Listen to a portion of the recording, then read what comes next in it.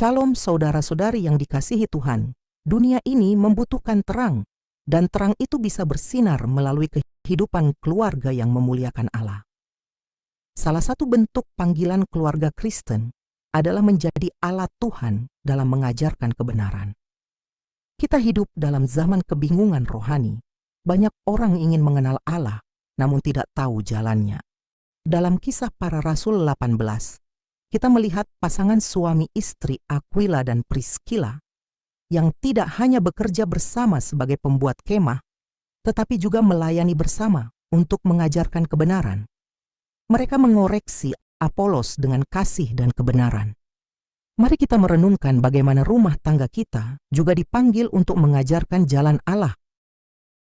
Kisah Para Rasul 18 ayat 18 sampai 28 mencatat perjalanan pelayanan Rasul Paulus dan secara khusus memperkenalkan tokoh-tokoh penting seperti Apolos, Aquila, dan Priscilla. Apolos adalah seorang Yahudi dari Alexandria yang fasih berbicara dan mahir dalam kitab suci. Namun pengenalannya hanya sebatas baptisan Yohanes. Disinilah peran Aquila dan Priscilla menjadi penting. Sebagai pasangan suami istri, mereka tidak membiarkan Apolos terus berkhotbah dengan pemahaman yang belum lengkap. Mereka mengundang Apolos ke rumah dan menjelaskan kepadanya tentang jalan Allah dengan lebih teliti dan terarah. Ayat 18, Paulus tinggal beberapa hari lagi di Korintus. Lalu ia minta diri kepada saudara-saudara di situ dan berlayar ke Syria sesudah ia mencukur rambutnya di Kengkrea karena ia telah bernazar. Priscilla dan Aquila menyertai dia. Tafsiran. Ayat 18 mencatat bahwa setelah tinggal beberapa waktu di Korintus, Paulus berlayar ke Syria dan membawa serta Priscilla dan Aquila, menunjukkan betapa erat dan strategisnya hubungan pelayanan mereka. Ayat ini tampak sederhana, tetapi mengandung makna penting. Paulus tidak berjalan sendiri dalam pelayanannya, melainkan membangun kemitraan dengan pasangan suami istri yang rohani dan setia. Keikutsertaan Priscilla dan Aquila menegaskan bahwa pelayanan bukan hanya untuk individu, melainkan bisa dilakukan bersama sebagai keluarga. Fakta bahwa nama Priscilla disebut sebelum Aquila dalam beberapa teks Alkitab, termasuk di bagian ini, mengindikasikan bahwa peran istri dalam pelayanan sama penting dan aktifnya. Ini menjadi dasar biblis bahwa pasangan suami istri dapat bersama-sama mengajar, mendampingi, dan membangun tubuh Kristus secara seimbang dan harmonis. Ayat 19 sampai 21, lalu sampailah mereka di Efesus. Paulus meninggalkan Priscilla dan Aquila di situ. Ia sendiri masuk ke rumah ibadat dan berbicara dengan orang-orang Yahudi. Mereka minta kepadanya untuk tinggal lebih lama di situ, tetapi ia tidak mengabulkannya. Ia minta diri dan berkata, "Aku akan kembali kepada kamu jika Allah menghendakinya." Lalu bertolaklah ia dari Efesus. Tafsiran ayat 19. Setibanya di Efesus, Paulus singgah di rumah ibadat dan mulai berdiskusi dengan orang-orang Yahudi, sementara Priscilla dan Aquila tetap tinggal di kota itu. Ini menunjukkan strategi pelayanan Paulus yang selalu memulai penginjilan dari komunitas Yahudi setempat, sebagai bentuk kesetiaannya pada pola pelayanan yang berakar pada Perjanjian Lama. Paulus tidak hanya menyampaikan kabar baik secara sepihak, tetapi dia juga berdialog. Itu menandakan pendekatan yang terbuka dan menghormati. Di sisi lain, fakta bahwa Priscilla dan Aquila tetap tinggal di Efesus mengindikasikan bahwa mereka telah dipercayai untuk melanjutkan pelayanan di sana. Ini membuktikan bahwa mereka bukan hanya pengikut pasif, melainkan pemimpin yang mampu berdiri sendiri dalam pelayanan. Ayat 20, mereka minta kepadanya untuk tinggal lebih lama di situ, tetapi ia tidak mengabulkannya. Tafsiran. Orang-orang Yahudi di Efesus tampak tertarik dan bahkan memohon agar Paulus tinggal lebih lama bersama mereka. Respon ini kontras dengan banyak kota lain di mana Paulus sering ditolak atau diusir. Hal ini menunjukkan bahwa hati sebagian besar orang Efesus sedang terbuka untuk menerima firman Tuhan. Namun menarik bahwa meskipun ada sambutan yang baik, Paulus tidak langsung memenuhi permintaan itu. Ini menunjukkan ketajaman rohani Paulus dalam membedakan waktu dan kehendak Tuhan. Dia tidak tergerak oleh peluang semata, tetapi oleh pimpinan Roh Kudus. Dalam konteks ini, Priscilla dan Aquila menjadi wakil Paulus yang melanjutkan penginjilan di Efesus, dan kelak akan memainkan peran penting dalam mengajar Apolos. Tafsiran ayat 21. Paulus berpamitan dan berkata, "Jika Allah mengizinkan, aku akan kembali kepada kamu." Ucapan ini mencerminkan ketundukan total Paulus pada kehendak Allah dalam menentukan arah pelayanannya. Ia tidak menjadikan rencana manusia sebagai patokan mutlak, melainkan memberi ruang penuh bagi pimpinan Tuhan. Setelah itu, ia berlayar dari Efesus melanjutkan perjalanan misinya. Perpisahan ini menjadi momentum penting karena Efesus akan menjadi salah satu pusat pelayanan yang sangat kuat di kemudian hari. Dan fondasi pelayanan itu telah dimulai oleh Paulus serta pasangan Priscilla dan Aquila. Melalui ketekunan mereka, Allah menumbuhkan komunitas yang kelak akan menjadi basis misi besar di Asia Kecil. Ayat 22, ia sampai di Kaisarea, dan setelah naik ke darat dan memberi salam kepada jemaat, ia berangkat ke Antiokhia. Tafsiran: setibanya di Kaisarea, Paulus naik ke jemaat, artinya kemungkinan besar bertolak ke jemaat di Yerusalem untuk melaporkan hasil pelayanannya sebelum ia melanjutkan perjalanan ke Antiokhia. Ini menunjukkan bahwa Paulus bukan hamba Tuhan yang berjalan sendiri, tetapi tetap terhubung dengan tubuh Kristus yang lebih besar.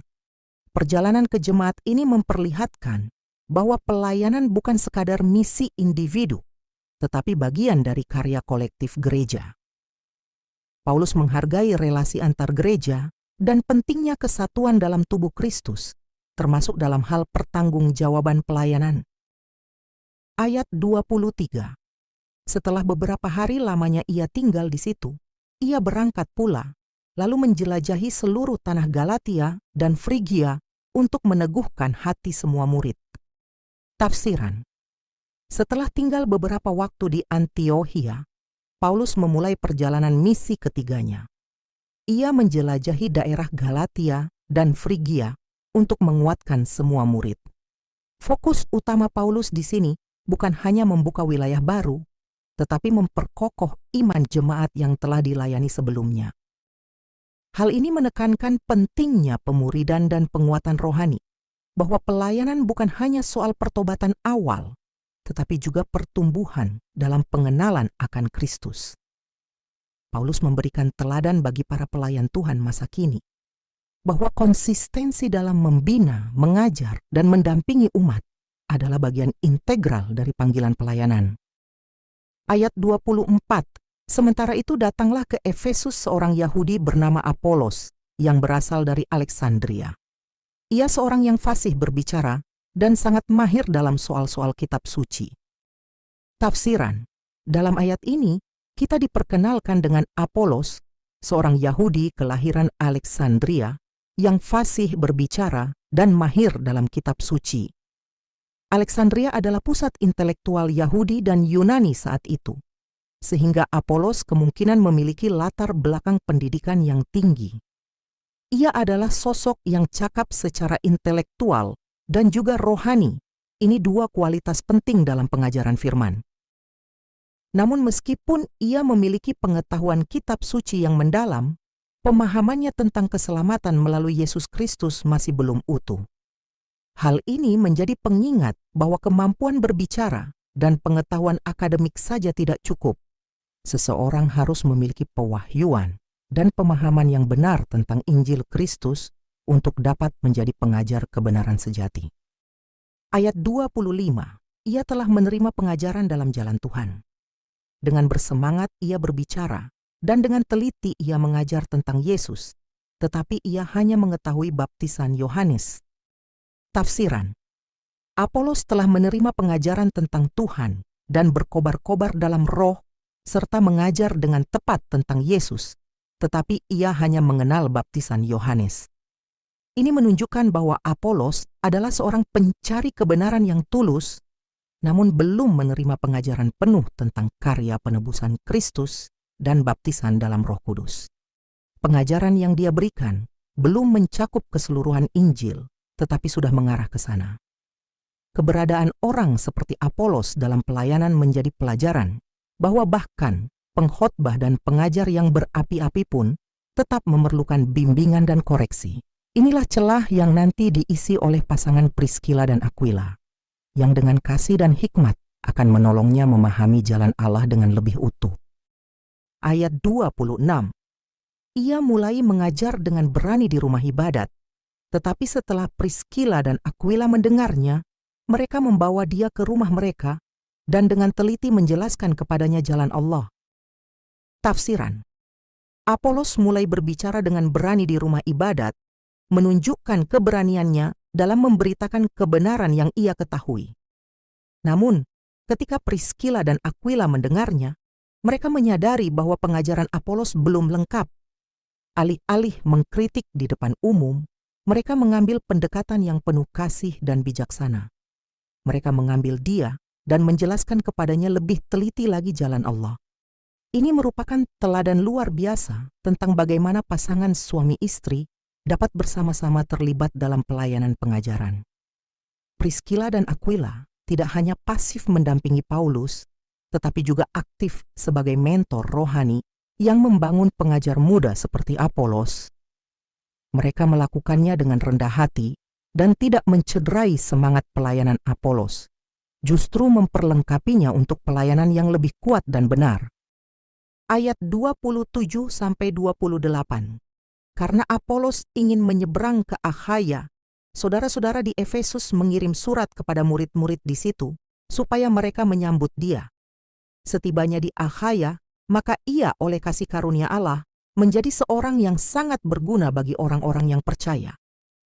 Sebab dengan tak jemu-jemunya, ia membantah orang-orang Yahudi di muka umum dan membuktikan dari kitab suci bahwa Yesus adalah Mesias. Tafsiran. Setelah dibimbing oleh Priscilla dan Aquila, Apolos menjadi semakin efektif. Ketika ia hendak menyeberang ke Akhaya, saudara-saudara seiman mendukung dan menulis surat rekomendasi untuk menerimanya. Ini menunjukkan bahwa komunitas percaya mengakui dan mendukung pelayanannya. Di Akhaya, Apolos banyak membantu orang percaya dan dengan penuh kuasa membantah orang-orang Yahudi di muka umum sambil menunjukkan dari kitab suci bahwa Yesus adalah Mesias. Ini merupakan buah langsung dari pengajaran yang benar dan pembinaan rohani yang dilakukan oleh Priscilla dan Aquila. Kekuatan pelayanan Apolos meningkat karena peran pasangan suami istri ini. Sebuah bukti bahwa ketika suami dan istri bersama-sama mengambil bagian dalam pelayanan firman, mereka dapat memperlengkapi generasi berikutnya untuk membawa dampak besar bagi kerajaan Allah. Refleksi dan penutup.